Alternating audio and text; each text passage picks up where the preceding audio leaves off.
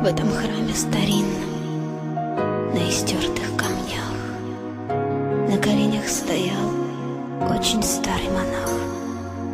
И молился он долго, со слезами в глазах, за людей на земле, что тонули в грехах. Улетало мгновенье, и век проплывал.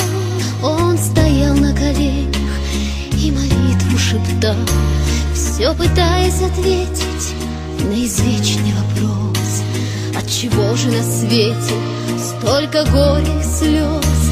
И не видно в ночи золотых куполов.